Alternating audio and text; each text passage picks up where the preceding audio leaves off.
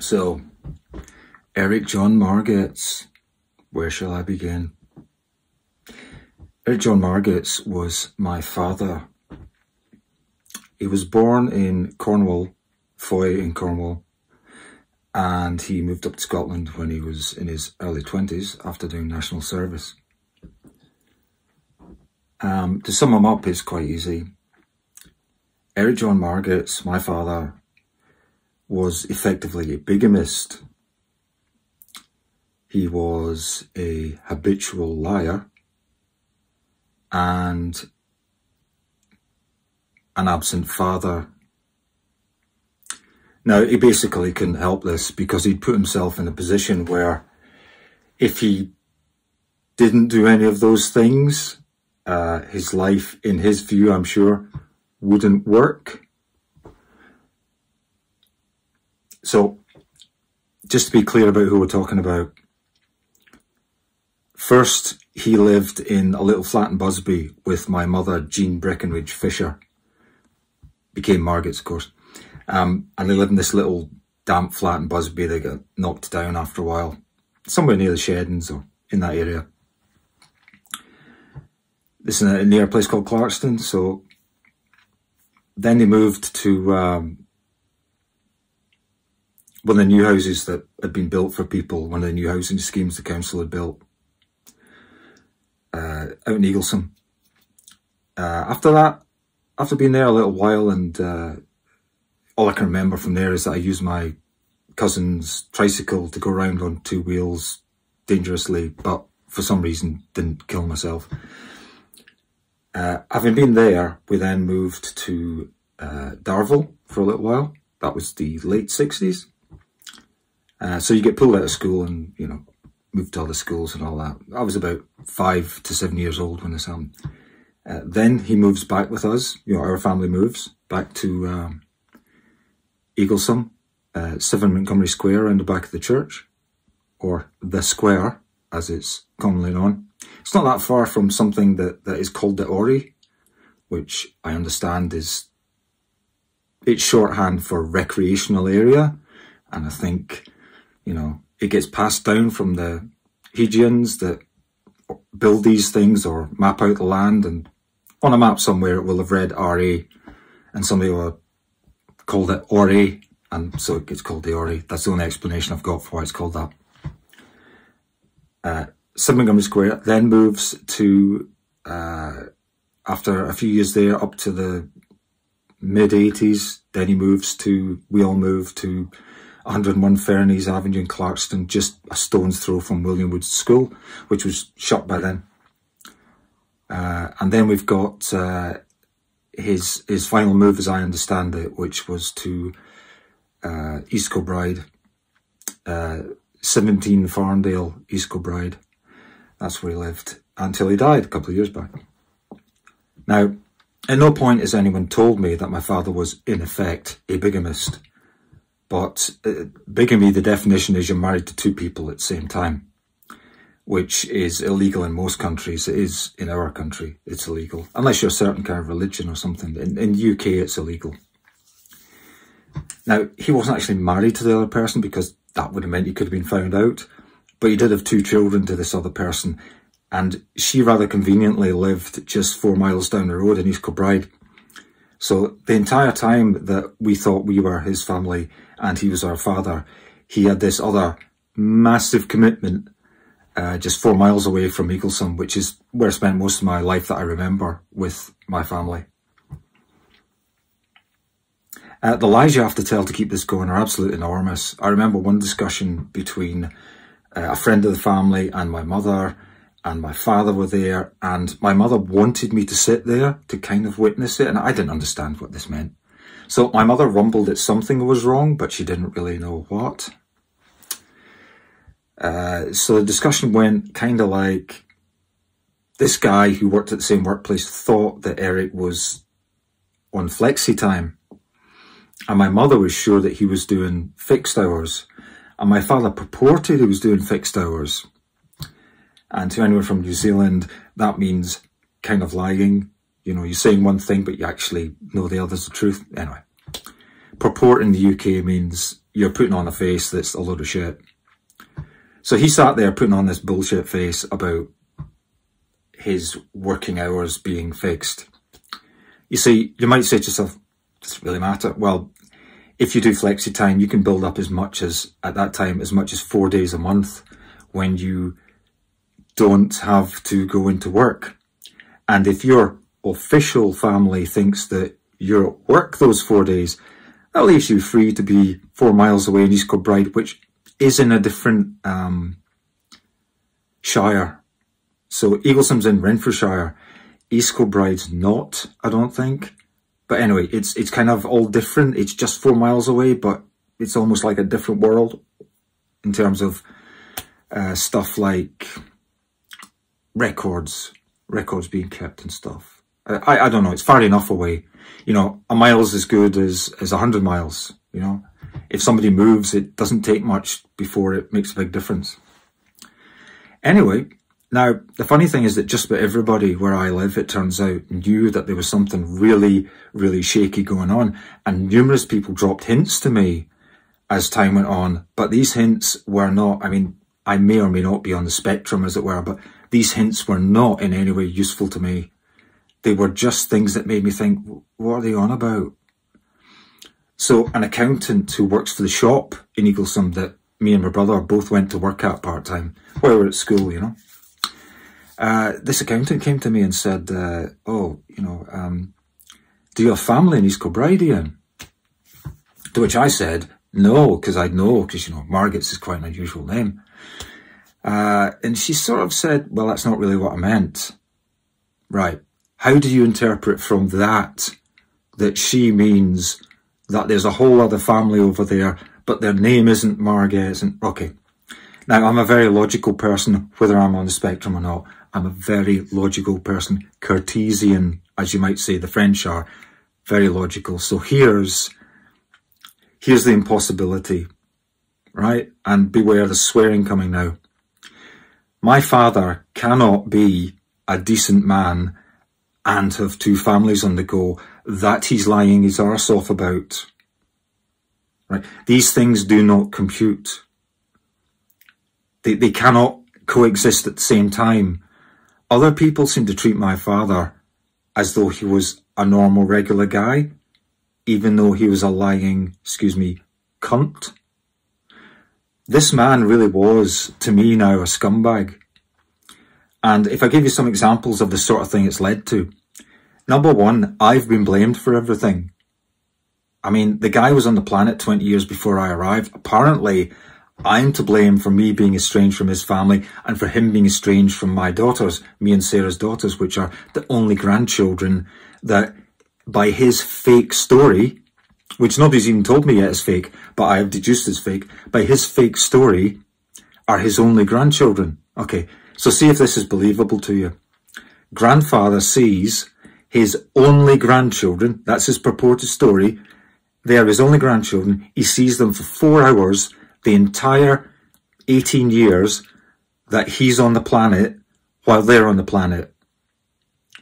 So he had 18 years when he could have visited them. I know this because I bought a house in Scotland, an entire second home, so that there wouldn't be any excuses why uncles, aunts and the grandfather couldn't see my children. His only grandchildren, remember. So I went to him when I got the house and it was half sorted. I just said, well, you know, you can come visit and you visit kids. It's nice and easy. We'll let you know. And he basically looked me in the eye and said, well, but you'll be there. To which I said, I'm their dad. Yeah, I could be there. It's my house. I bought it. Yeah, I could be there. And he said, well, you know, and he just shrugged like that. As though that was an explanation for why he couldn't visit his only grandchildren. Okay.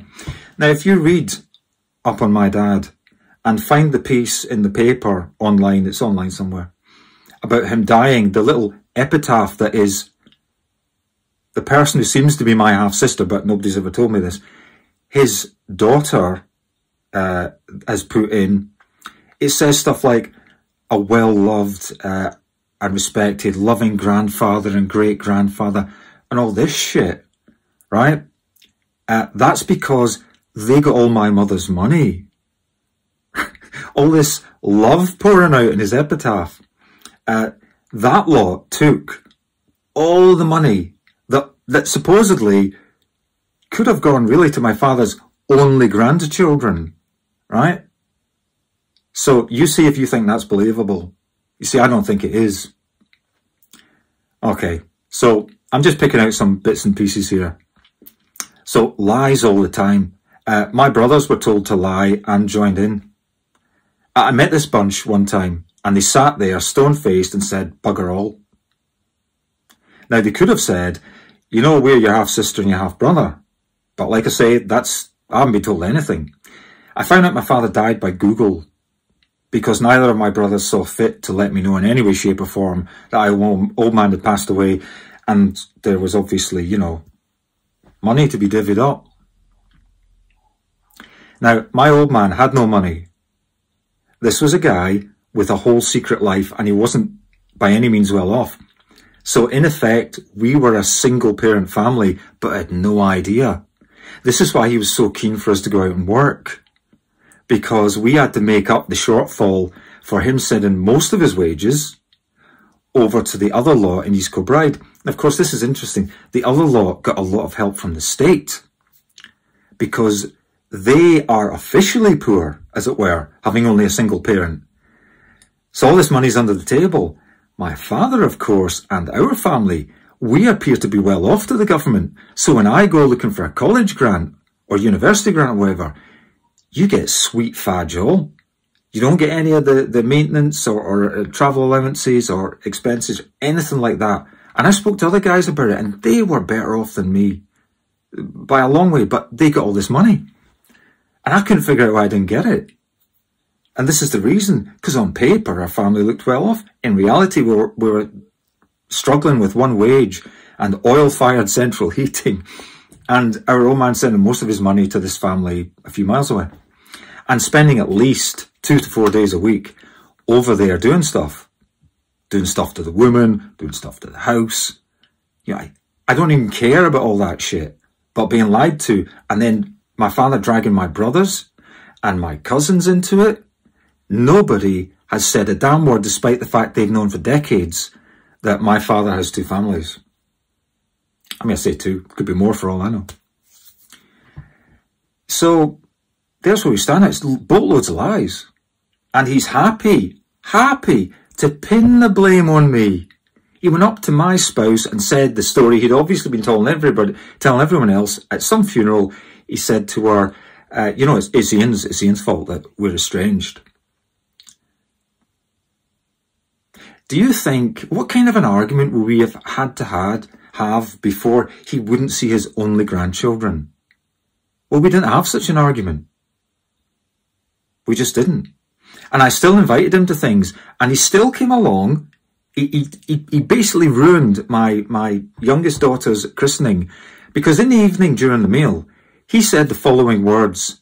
When we used to hang about together, meaning him and this woman, the story to which is that when my mother died, you see, the story we constantly got told was, I just met her at the Rambling Club. He's omitted to mention that he met her like 30 years ago or something, and he had 2 kids to her. Okay? But then he drops this little hint at my daughter's christening. I didn't even invite that silly bitch. His second wife, Joan. I didn't even invite her. Nothing to do with her. And there lies the whole problem with all this. Not only is he a habitual liar and never was able to face the truth. If I give you this example, on his deathbed, which of course I had no means of knowing was his deathbed, because by then I'd realised the lies were absolutely constant and everyone in my family was telling me them, and my best friend from Scotland was telling me them. Everyone was backing my old man's bullshit lying story to the hilt. My wife, who's connected with the government in a certain way, so knew everything about anybody. If I brought somebody home, like a friend who was into guitar or something, my wife would check the bastard out to the nth degree. She'd make sure she knew his name, she'd find his address and everything, she'd check the bastard out. She was connected with the government at the time. That was my ex-wife. So there's no way she didn't know about my old man's situation. Yeah, so on his deathbed, as it seems it was, I get some kind of contact from my older brother, who's not known to be the, you know, ballsiest guy in the room. He's not known to look for trouble, shall we say. So he sends me this text or contacts me and he says, you know, Dad's not very well, and we had a bit of to and fro. And then he said this, he said, if you get any questions to ask him, right, here's a number you can contact him on. He didn't say by text or calling or whatever. So I said to my brother, and this is private, yeah? So, you know, I'll contact my dad and this will be private between me and him, and I might have some questions. And he couldn't tell me it'd be private. So picture this. There's a lot of fucking strangers, right, hanging around my old man's bed. A lot of people I don't know anything about, but they all know my fucking home address. And they all know fucking anything they want to know about me because they just fucking ask. They're hanging around the bed. My brothers are there who've been lying to me for decades. I'm meant to call and ask questions. What kind of questions am I going to ask? Now think carefully how that's been worded, because it's been worded very carefully.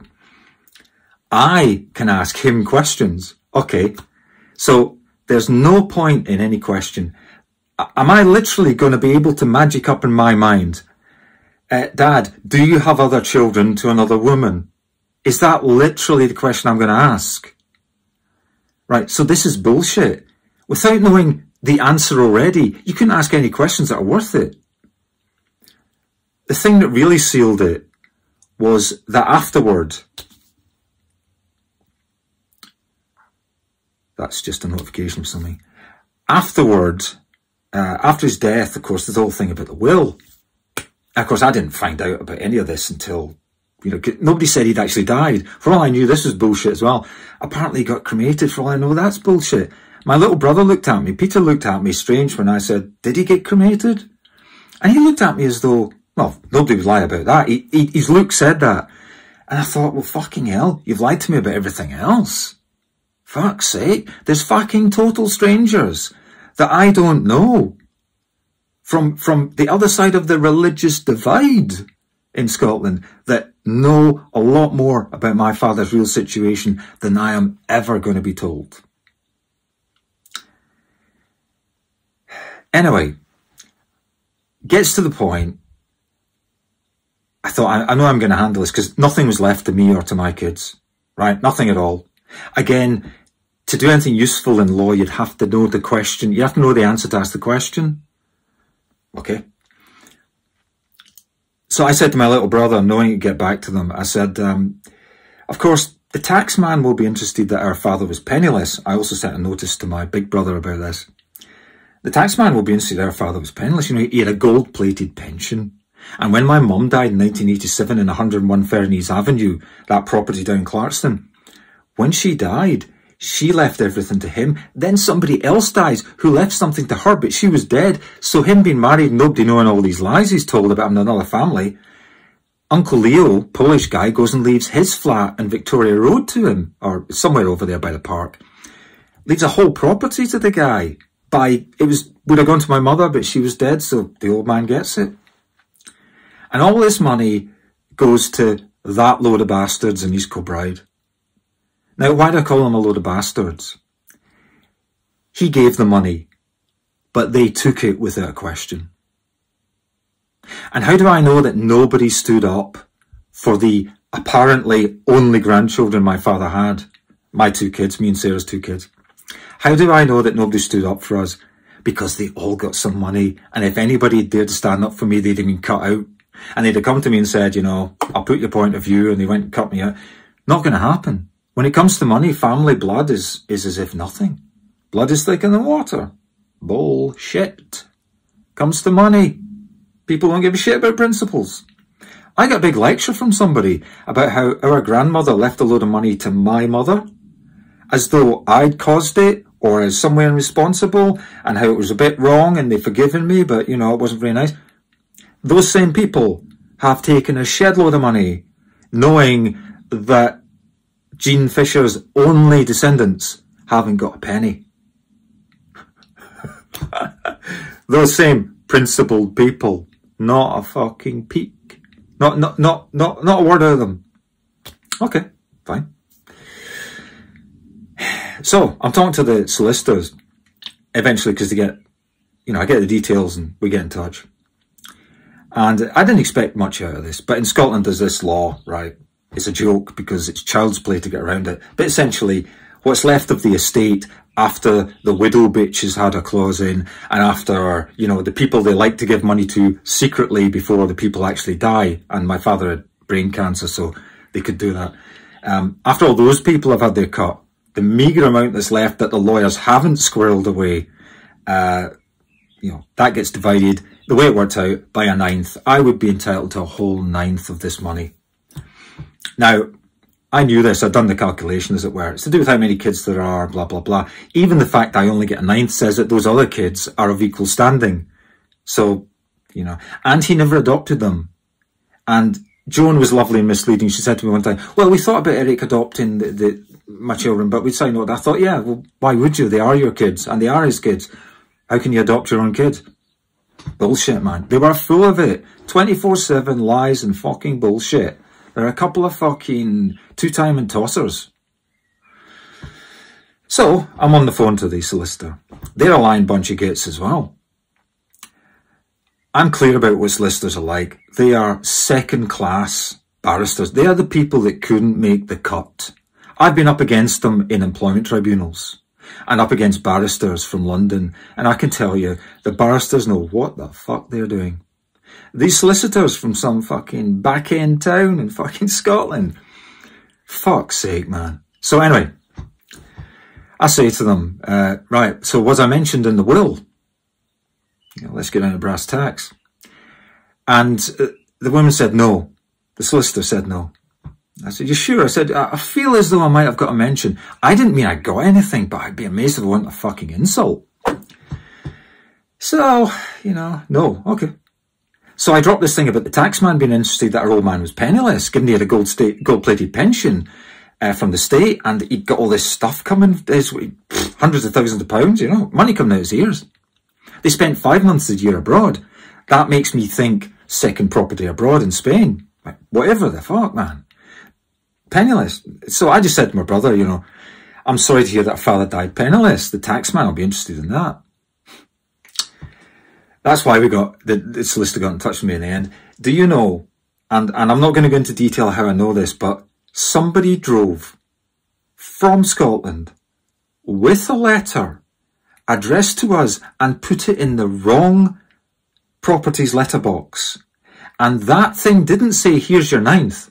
That thing said, if you want your ninth, write back to us. That is one of those things designed to fail. They can say, well, all he had to do was write back to us. And then some wankers deliberately put it in, instead of the particular street we live, there's a street with a very similar name just around the corner. They've gone and dropped it through that letterbox. Now, they were probably hoping someone would go, oh, it's not for us. They didn't. They came round to our house and said, this has got a solicitor's name on it. It might be important. So whoever drove the 250 miles from Scotland to our house in Cleckheaton, that person didn't think that somebody would be good-willed enough to do that. They had a hope. They must have hoped. I say this because the envelope didn't have any stamp on it, you know, it didn't have any ink on it from... See, it's franked. So that's not proof of postage. That's just proof they franked it at the office. I swear to God. If it's not coincidence, it's bloody good luck for the old bitch Joan who wants to make sure my side of the family gets nothing. You know, and she goes on about how her kids always had to work for everything. Fucking bullshit. They were helped out by the state right, left and centre. Our old man sending them money, settling the grocery bill, which is why the accounts lady in the shop I work, because it had a branch in East Kilbride that at that time unusually delivered food, if you wanted it delivered. See, this woman, Joan, never had a driver's licence. She would need it delivering.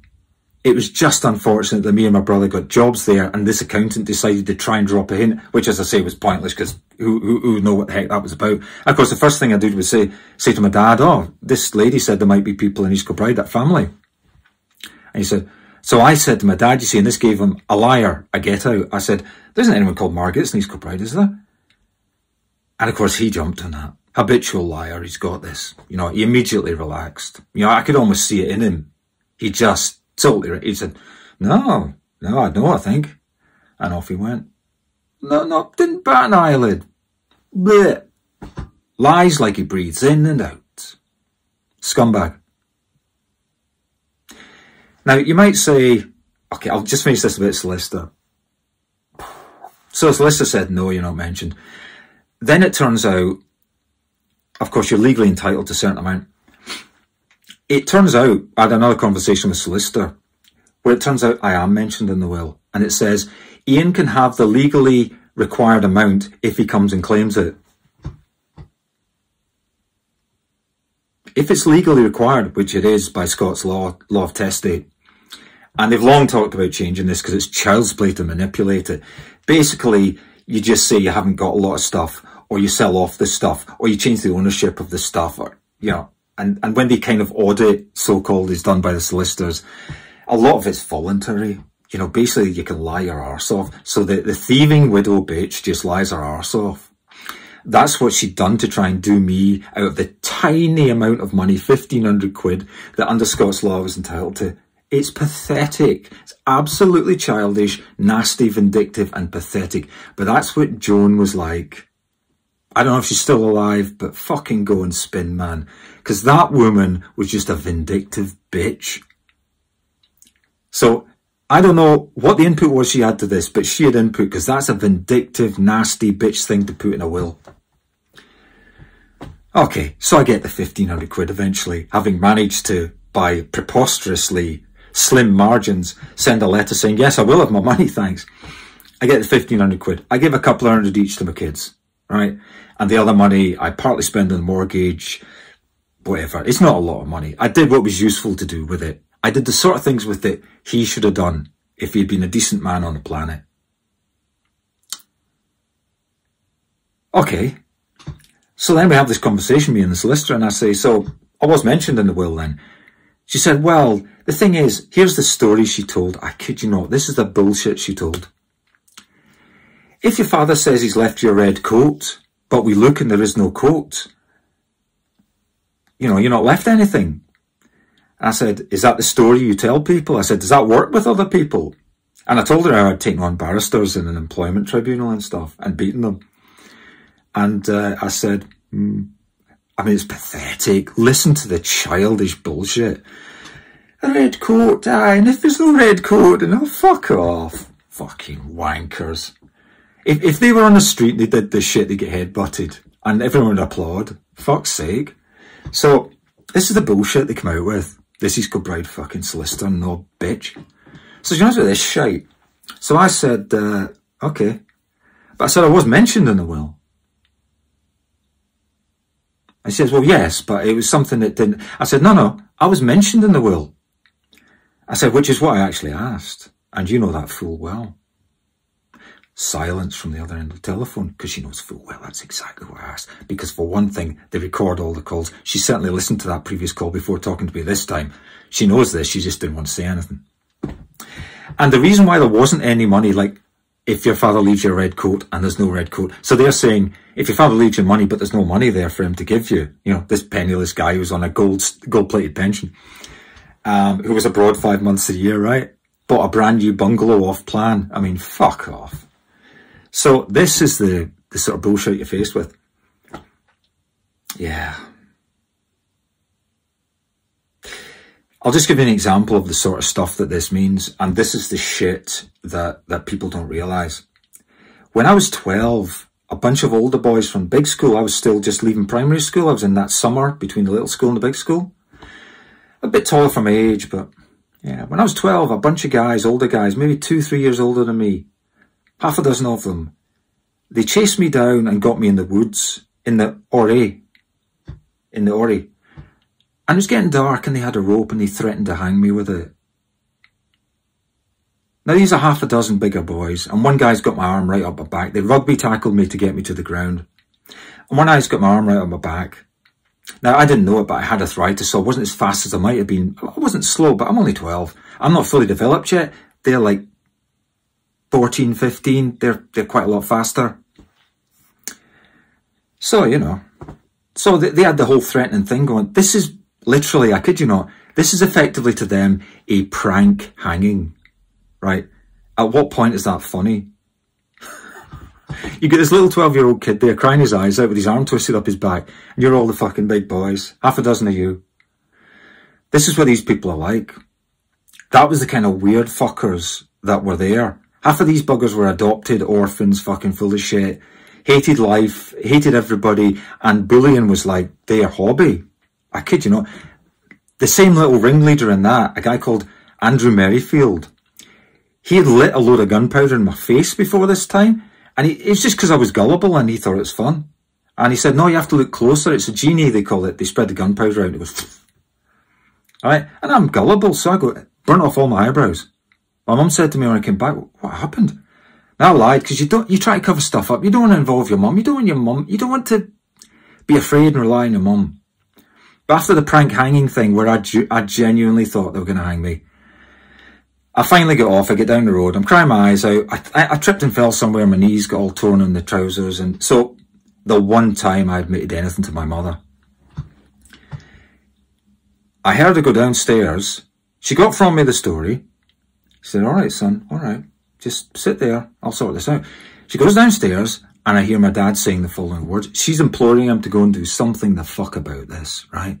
It's just 200 yards away, or a quarter mile somewhere these people live, and that little fucking ringleader knobhead, all these little cowardly bullies, you know, 14, 15-year-old. And he says these words to my mum, oh Jean, you know I'm no good at dealing with stuff like this. That's my father not wanting to raise his profile and concerned in case if he starts saying stuff or causing trouble, someone might say, oh yeah, well, maybe I'll tell your son about, you know, what a wonderful guy you are, and you've got those kids over in East Kilbride, right? And because of this, I believe my old man's entire life was spent trying to keep a low profile. School didn't go there. It's hard getting him to go in school stuff, right? And of course, the reason is because it all happens about Christmas, and he's got that other load of fuckers over there. So my grandmother's only descendants have fuck all of our money. And like I say, my father had no money, because he'd be threatened with the CSA back when. That's what was really happening. He was afraid it'd be made official. Then, of course, there'd be a bust-up in our house. I'm sure my mum found out something, but I think my father sold her another set of lies. And the thing that says that is, I think he sold her that it was an affair or something he had. I don't think he mentioned that were actually his own biological children involved. And so he was more careful after that to keep it quiet. Right, this is why he never had any money. And then it didn't take much, you know, like my older brother getting into some debt, my mother bailed him out. We were absolutely skint. Because when she bailed him out for £7,000 back in the late 70s, when it was a lot of money, what the fuck can you do? You know, we're effectively a single parent family with no help from the state, because the state thinks we're rich. Two parents working in the 70s, you know, 70s, 80s, two parents working, you're well off. She was a nurse, and my old man worked at this engineering place, this laboratory down the road, this scientific place called the NEL in East Kilbride. That was convenient because he can appear to be going to work and actually be driving to his other family or his other family home to do some bits in the house and do some bits on Joan. If you think this seems maybe not too bad, just think about that prank hanging and how my old man wasn't willing to do anything about even the threat of, he'd rather I risked death than that he got found out. Well, what do you think those prank hanging kids would do next time? You understand, I grew into somebody that doesn't allow people to get the drop on him, but this is why. These experiences are what you have to go through before you realise you're on your fucking own. So my old man, a useless bag of wind, not because of cowardice, but because he simply would not raise his profile in any way, shape or form. That is Eric John Margetts, lately of 17 Farndale, East Kilbride. It doesn't give me joy to say he was a lying scumbag and virtually a bigamist. If we'd found him out, I almost had a massive fight with him when I was 15 or 16, and I punched a hole in the door instead of hitting him because he threatened to take his hand to me again across the head. This is the 70s, you know, hitting kids was normal. If you didn't hit your kids, you were soft. And, you know, I mean, I've been belted by my mother, you know, when I was 6. My big brother took me down to a place where I smashed some windows, which is what he got me to do. And then my mother found out because the person found me doing it. My big brother scarpered, and so I was the one that got the blame. And then through my tears, I said to my mum, well, Keith took me there and he made me do it. And then my mum went, I never get belted again. But he was invited in and he got it. And that kicked off a kind of thing for a couple of years where my brother really frigging hated my guts. I think he really, you know, he was the golden boy, you see. And then after that, my mother was no longer fooled. But everyone grows up and people do terrible things when they're younger. I've done some. I've bullied people. It wasn't a habit. It wasn't part of a gang. I did, you know, it's not. Everybody does something sometime that they're ashamed of, but not habitually. That's you try not to do these things and you try to be good. That's the difference between decent people and scumbags. So my mother had to go out and sort the prank hanging boys out. So I don't know if she involved the police, but she went up and had a word with them, and they moved town after that. Probably went to private schools because they weren't short money. And that was how that went. But like I say, Scots law, they'll tell you it's so wonderful and you're guaranteed this money if, you know, no matter what your parents do, but it's outmaneuvered easily, very easily, especially if you've got a willing accomplice, a solicitor's willing to do it. And how do I know that my mother knew there weren't any other children or thought that there weren't any other children to my father? Because her will, which I have a copy of, I'm the only one in the family that got one, because I asked for it later, when I realised I couldn't trust my old man. There's no provision in there for me and my brothers separately to my father.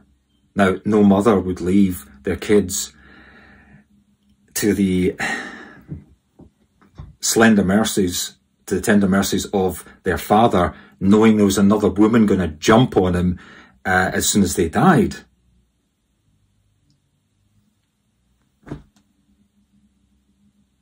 God, we worked our arse off when we were at school. And I had arthritis, so I was actually quite tired, but I didn't know it, so I just pushed myself, you know.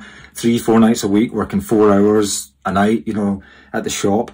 After having done my 9 O-grade stuff at school or whatever. Jeez, I was knackered. Honestly. I gave it up after 2 years, and I didn't say it was because I was exhausted, but that's actually what it was, I think. And of course my father was desperate for me to keep the job on. Well, you know, he had to keep his little lies, his little pretend world going. So my father that I knew was a fictional character. A decent man? No, sorry. And he saw his girls, his granddaughters, for 4 hours in the entire 20 or 18 or 20 years he could have visited. And we were only 45 minutes down the road. I bought a £35,000 house so that guy could come and visit. And it's just as well I did, because now everybody knows he's a lying git and dishonest and untrustworthy. And they've said lovely things about him. Everyone shuts up or says normal kind of decent things about him because they all get paid off. That's basically what it is.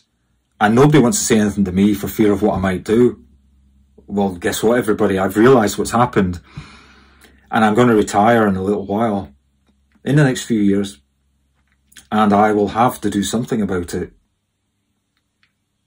There's no legal recourse. None whatsoever. It's tied up tight.